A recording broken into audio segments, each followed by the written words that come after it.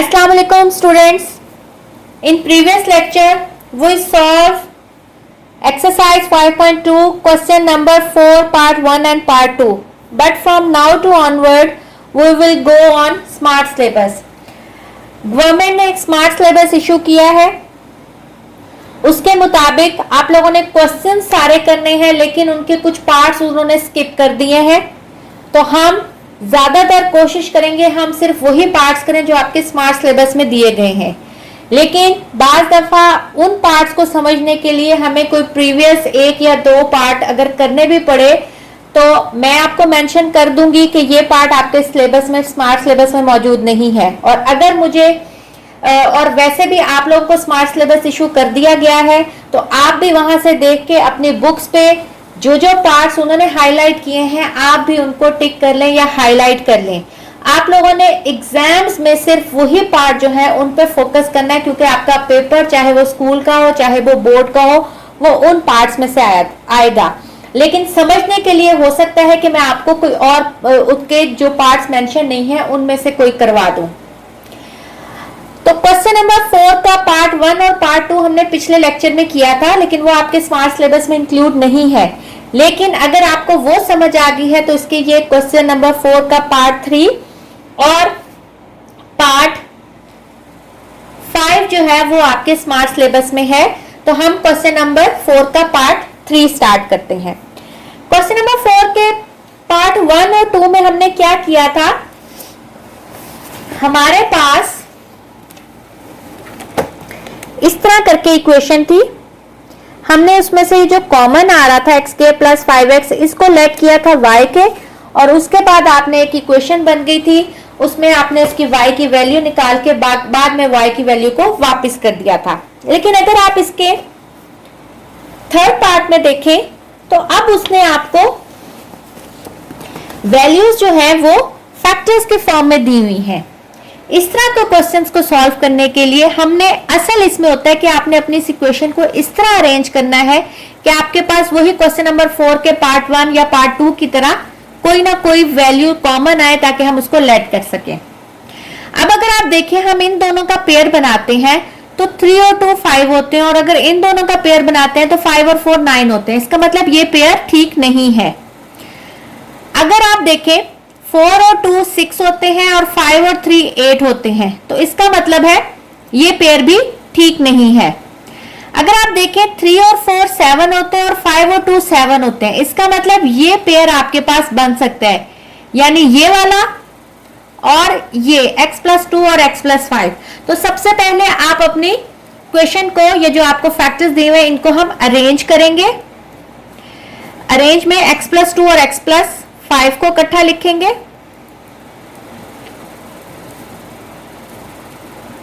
और x + 3 और x + 4 को इकट्ठा लिखेंगे।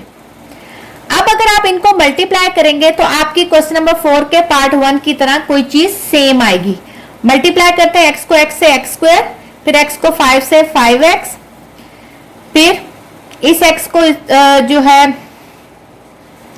2 को x से 2x, और फिर इस 2 को 5 से 10। इसी तरह यहाँ x को x से x², फिर x को 4 से 4x, फिर इस 3 को x से 3x, और फिर 3 को 4 से 12। ये जो x के कोफिशिएंट इनको ऐड कर देंगे, 7x + 10 + 7x + 12। देखिए ये रीअरेंज करने का ये फायदा हुआ कि आपके पास देखिए x² + 7x इधर भी है और x² + 7x इधर भी है, और यही हमें चाहिए थी। आगे सेम क्वेश्चन नंबर 4 के पार्ट 1 या पार्ट 2 की तरह है। लेट करेंगे x² + 7x को y, ठीक है। तो आपके पास ऊपर वाली इक्वेशन बन जाएगी y + 10 और y + 12 - 15। ये दोनों आपस में ब्रैकेट है, इसका मतलब मल्टीप्लाई हो रहे हैं, तो इनको हम मल्टीप्लाई करेंगे। y² + 12y + 10y + 120। अब ये 15 तो मल्टीप्लाई नहीं हो रहा है, ये तो साथ माइनस आ जाएगा, तो -15 आ जाएगा। y² + 22y 120 में से 15 गए, 105। अब ये आपके पास एक क्वाड्रेटिक इक्वेशन बन गई। क्वाड्रेटिक इक्वेशन क्या होती है? जिसमें मैक्सिमम डिग्री 2 हो। अब आप इसको क्या करेंगे? बाय फैक्टराइजेशन इसके फैक्टर्स बनाएंगे और सॉल्व करेंगे। मैंने आपको फैक्टर्स बनाने का तरीका बताया था कि हमने क्या करना होता है, मल्टीप्लाई करके पहली और आखिरी चीज आए और ऐड करके ये बीच वाली चीज आए। ठीक है, तो आपके पास फैक्टर्स क्या बनेंगे? 15y plus 7y। जब इनको मल्टीप्लाई करेंगे तो 105y स्क्वायर बनेगा और ऐड करेंगे तो 22y बनेगा। y common, y plus 15, 7 common, y plus 15, y plus 7 और y प्लस 15। और मैंने आपको बताया था कि आपकी फैक्टराइजेशन ठीक है या नहीं, या मिड टर्म ब्रेक ठीक है कि नहीं। उसको चेक करने का तरीका ये होता है कि ये आपकी जो ब्रैकेट के अंदर चीजें हैं वो सेम आनी चाहिए, और ये देखें आपकी सेम आई है। अब ये देखें आपकी फैक्टराइजेशन कंप्लीट हो गई, लेकिन अब आपने जो y की वैल्यू थी उसको वापस पुट करेंगे तो ये आपका आंसर आ जाएगा। By putting value of y,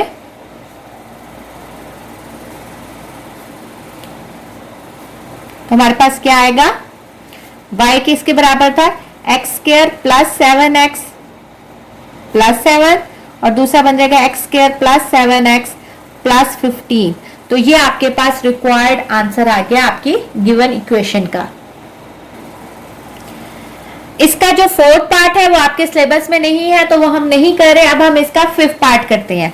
fifth part में भी देखें क्वेश्चन नंबर 4 के पार्ट 3 की तरह x plus 1, x plus 2, x plus 3, x plus 6 minus 3x square. तो सबसे पहले आपने रीअरेंज करना है। इसलिए ये प्रीवियस क्वेश्चन में हमने रीअरेंज किया था, तो आपके पास जो उनका सम आया था दो वैल्यूज का जो सेम था, हमने उनको रीअरेंज करके उनको साथ में कंबाइन जो है वो मल्टीप्लाई किया था। इसमें अगर आप देखें 2 प्लस 1 3 कर लें और 6 प्लस 3 9, इसके साथ हो जाए 4 और ये 8, 7 और 5। इसका मतलब है कि ये किसी भी तरह एडिशन में जो है ये रीअरेंज नहीं हो सकता। अगर एडिशन में रीअरेंज ना हो फिर हम आते हैं मल्टीप्लिकेशन में रीअरेंज करें, यानी मल्टीप्लाई जो है दो फैक्टर्स का सेम आए हम उनको आपस में कंबाइन करके लिखते हैं। अब मल्टीप्लाई में देखें 3 2 जा 6 और 6 1 जा 6, तो ये आपके पास ये कॉम्बिनेशन बन जाएगा 6 1 जा 6 3 2 जा 6। अगर आप ये करें 2 1 जा 2 6 3 जा 18, तो ये नहीं है। तो ये आपके पास पॉसिबल जो मल्टीप्लिकेशन की जो दो फैक्टर्स कंबाइन करें जिनका मल्टीप्लाई एक है इन कांस्टेंट का, तो वही बनती है x प्लस 1 x प्लस 6 और x प्लस 2 और x प्लस 3। तो हम इसको इसके मुताबिक जो है वो रीअरेंज करेंगे। तो क्या आ जाएगा? x प्लस 1 के साथ हमारा आ जाएगा x प्लस 6 और x प्लस 2 के साथ आ जाएगा आपका x प्लस 3। अब इनको अगेन प्रीवियस उसकी तरह आपस में मल्टीप्लाई करें। X square plus x plus 6x plus 6, x square plus 2x plus 3x plus 6 minus 3x square, x square plus 7x plus 6, x square plus 5x plus 6। अब देखिए previous question में हमने addition के base पे उनको same किया था, तो आपके पास एक्स स्क्वायर और जो एक्स का कोफिशिएंट था वो वैल्यू सेम आई थी। लेकिन इसमें क्योंकि एडिशन के बेस पे आपके पास सेम फैक्टर्स नहीं आ रहे थे, तो हमने इसको जब मल्टीप्लिकेशन के बेस पे किया तो अब देखें आपके पास एक्स स्क्वायर और कांस्टेंट वो सेम आ रहा है। तो सबसे पहले हम इसको इक्वेशन को रीअरेंज इस तरह हम लिख सकते हैं, कांस्टेंट पहले लिख दे और एक्स का कोफिशिएंट बाद में लिख दे। अब देखिए आपके पास कॉमन क्या चीज आ रही है? एक्स स्क्वायर प्लस 6, तो आप इसको लेट करेंगे एक्स स्क्वायर प्लस 6 को किसके इक्वल? y के। आगे सेम वैसे ही आपके पास हो जाएगा। अगर आप इसको पुट करेंगे तो आप इक्वेशन में पुट करेंगे तो आपके पास बन जाएगा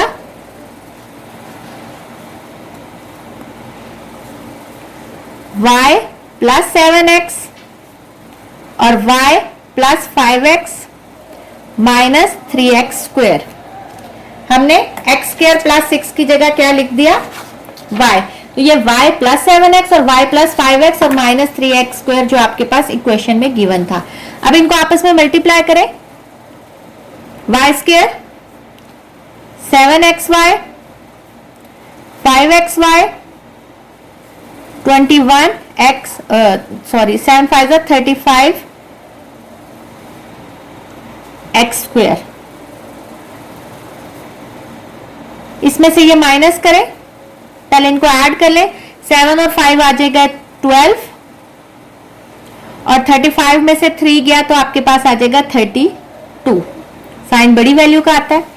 अब देखिए अगेन आपके पास एक क्वाड्रेटिक इक्वेशन बन गई। अब अगेन इसकी हम फैक्टराइजेशन करेंगे, मल्टीप्लाई करके आपको 32x स्क्वायर y स्क्वायर आना चाहिए और ऐड और सब्ट्रैक्ट करके 12। तो हमें पता है 8 4 32 होता है, तो हम लिख सकते हैं 8xy plus 4xy plus 32x square.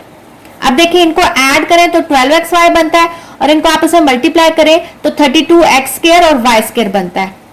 इसमें से आपके पास y common, y plus 8x, यहां से 4x common, y plus 8x, bracket के अंदर की वैल्यू सेम है, इसका मतलब आपकी फैक्टराइजेशन बिल्कुल ठीक हुई है। तो ये आ जाएगा y प्लस 4x और y प्लस 8x। इसमें इसकी वैल्यू जो है वो वापस करेंगे, by putting the value of y की वैल्यू पुट करेंगे जो कि आपके पास थी x स्क्वायर प्लस 6, तो ये बन जाएगा x square plus 6 plus 4x, x square plus 6 plus 8x। इसको रीअरेंज कर देंगे x स्क्वायर के बाद, क्योंकि हम डिक्रीजिंग पावर के लिहाज से लिखते हैं, तो x square plus 4x plus 6, x square plus 8x plus 6 is the required answer. अब हम इसका क्वेश्चन नंबर 5 स्टार्ट करते हैं। क्वेश्चन नंबर 5 का आपने पार्ट 2 और पार्ट 4 करना है स्मार्ट सिलेबस के मुताबिक, तो मैं इसका पार्ट 2 और पार्ट 4 आपको करवाती हूं। इसमें देखें इसको भी फैक्टराइज करना है। जब फैक्टराइजेशन में आपके पास क्यूब आ जाता है तो इसका मतलब हमने पहले कोशिश करनी है कि हम उसमें कॉमन, तो देखें यहां कोई भी नहीं आ रहा, ठीक है, तो हमने कोशिश करनी होती है कि ये क्यूब का कोई फॉर्मूला बन रहा है। अगर आप फॉर्मूला आपको याद हो कि हमारे पास a plus B whole cube आपके पास बराबर होता है a cube plus 3ab into a plus B plus B cube. यह आपने 8th में यह फॉर्मूला पढ़ा था और मैंने आप लोगों को यह भी बताया था कि हम इसको ऐसे भी लिख सकते हैं कि a क्यूब, ये 3ab को अंदर मल्टीप्लाई करें तो 3a स्क्वायर बी प्लस ये जब b से मल्टीप्लाई होगा तो 3ab square plus B cube. ये दोनों ही फॉर्म्स जो है वो a plus B whole cube की बन सकती हैं। और अगर हम a minus B whole cube देखें तो a cube minus 3ab into a minus B cube. इसमें हर जगह माइनस आता है, लेकिन जब आप इसको इस फॉर्म में लिखें तो ये माइनस इसके साथ मल्टीप्लाई होकर माइनस 3a स्क्वायर बी, लेकिन ये माइनस जो है वो प्लस कर देता है 3ab square minus B cube. यानी जब a minus B cube b का होल क्यूब होता है तो आपके पास जो b स्क्वायर वैल्यू होती है वो प्लस में होती है, a क्यूब वाली प्लस में होती है और बाकी जो दो वैल्यूज होती हैं वो आपके पास नेगेटिव में होती हैं। लेकिन जब प्लस होता है तो तमाम वैल्यूज जो हैं वो प्लस में होती हैं। आपके पास अगर आपको ये वाली फॉर्म याद है फॉर्मूले की तो आप इसकी ये फॉर्म खुद बना सकते हैं, और अगर आपने ये याद कर ली है तो ये आपके लिए क्वेश्चन बहुत आसान है। लेकिन अगर आपको ये नहीं भी याद होती ये फॉर्म, आपको ये भूल जाता है कि माइनस 3a स्क्वायर बी के साथ आता है कि 3ab स्क्वायर के साथ आता है, तो आप इसकी ये ऊपर वाली फॉर्म याद करके उसको खुद मल्टीप्लाई करके सॉल्व कर सकते हैं। अब आते हैं इस क्वेश्चन की तरफ। ये आपके पास मैंने फॉर्मूला आपको बताया। क्वेश्चन की तरफ आए तो क्या ये देखिए हमें पता है 8 जो है वो किसका क्यूब होता है, 2 का, तो हम लिख सकते हैं 2x क्यूब प्लस सारी चीजें प्लस में है 3। अगर हम फॉर्मूले का लिखें a आपके पास क्या है 2x का स्क्वायर और b क्या है आपके पास, b जो है वो किसका क्यूब है, 5 का, तो इसका मतलब यहां 5 आ जाएगा, प्लस 3a b का क्यूब स्क्वायर।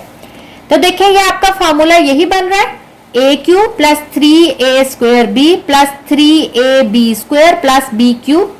और अगर आप इसको सॉल्व करें तो क्या यही चीज बन रही है, 8x क्यूब, 2 का स्क्वायर 4, 5 4 जा 20, 23 जा 60, 60x स्क्वायर यही बन रहा है, 5 5 जा 25, 25 2 जा 50, 53 जा 150x, तो ये 150x बन रहा है और 5 का क्यूब हमें पता 125। इसका मतलब हमने इस फॉर्मूले को जो है सिर्फ मतलब ये आपके पास कंबाइंड फॉर्म में था, हमने उसको सेपरेट करके लिखा है।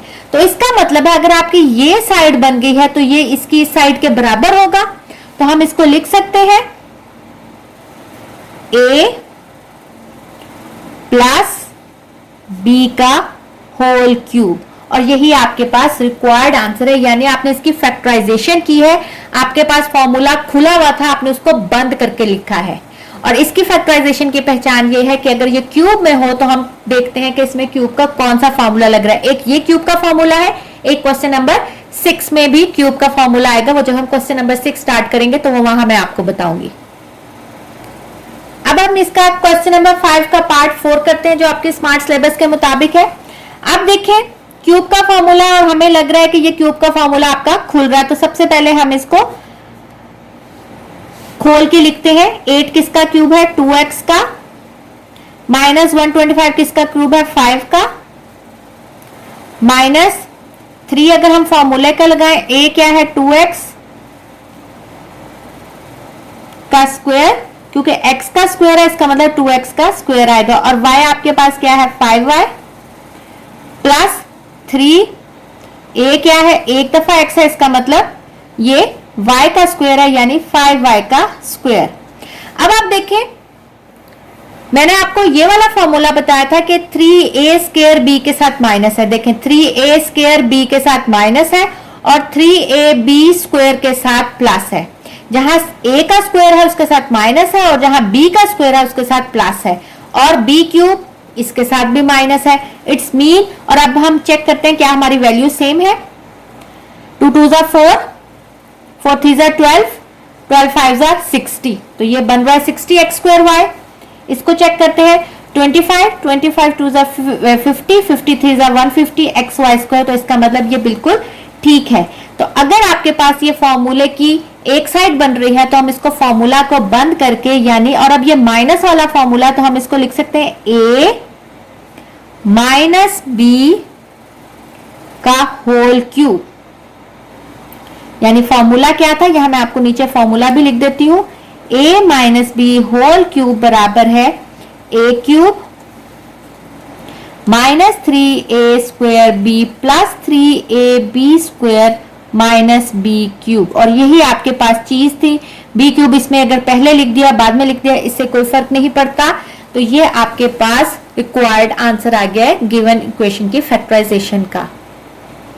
अब हम क्वेश्चन नंबर 6 का पार्ट 1 करते हैं। क्वेश्चन नंबर 6 का पार्ट 1 और पार्ट 4 जो है वो आपके स्मार्ट सिलेबस में है, तो मैं इसका आपको पार्ट 1 और पार्ट 4 करवा देती हूँ। देखें ये भी क्यूब आ रहा है, इट्स मीन कि ये भी कोई क्यूब का फॉर्मूला बन सकता है। हमें पता है 27 किसका क्यूब होता है, 3 का, और 8 होता है 2 का। अब देखें आपके पास फॉर्मूला बन रहा है a cube plus B cube, और हमें पता है a cube plus B cube किसके बराबर है,